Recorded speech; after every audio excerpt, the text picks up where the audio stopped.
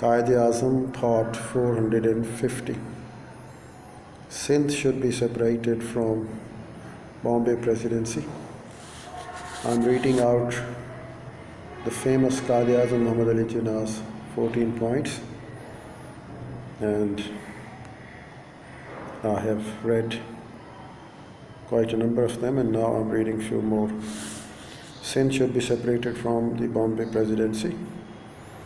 J. Reforms should be introduced in Northwest Frontier Province and Balochistan to the same footing as in the other provinces.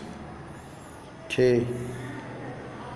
Provisions should be made in the Constitution giving Muslims as an adequate share along with other Indians in all the services of state and in local self-governing bodies, having due regard to the requirements of the efficiency.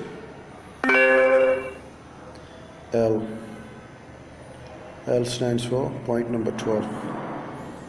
The Constitution should embody adequate safeguards for the protection of Muslim culture and for the protection of and the promotion of Muslim education, language, religion, personal laws, and Muslim charitable institution, and for their due share in the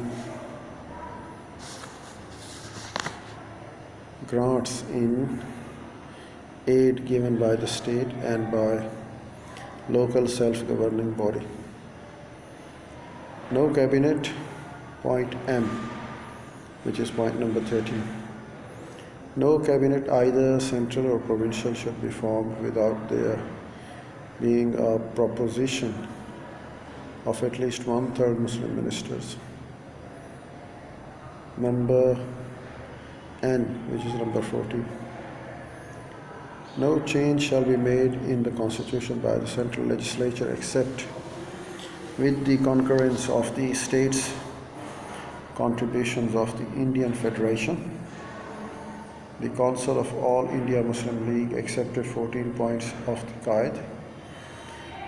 A resolution was passed according to which no scheme for the future constitution of the Government of India would be acceptable to the Muslim unless and until it included the demands of the Quaid presented in the 14 points.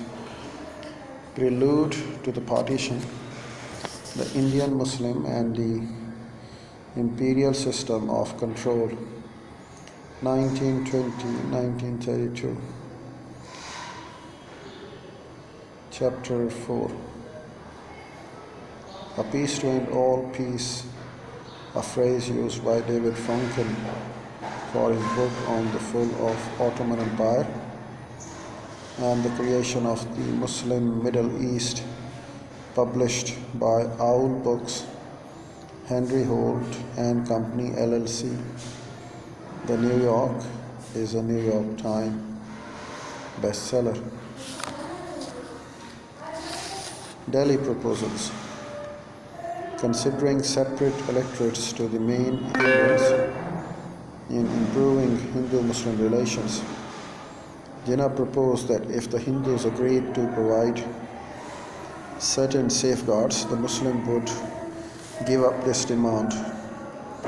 Consequently, the proposals were formally opposed at a conference held by the Muslims in 1927 and are now called the Delhi Muslim proposals. They are: A. The formation of a separate province of Sindh.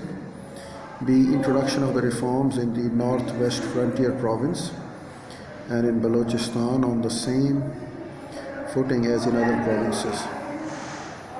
C. Unless and until the above proposals were implemented, the Muslims would never surrender the right of their representation through separate electorates. Muslims would be willing to abandon separate electorates in the favor of joint electorates with the reservation of seats fixed in proportion to the population of different communities. If the above two proposals were implemented to the full satisfaction of the Muslims, and also if the following proposals were accepted: D.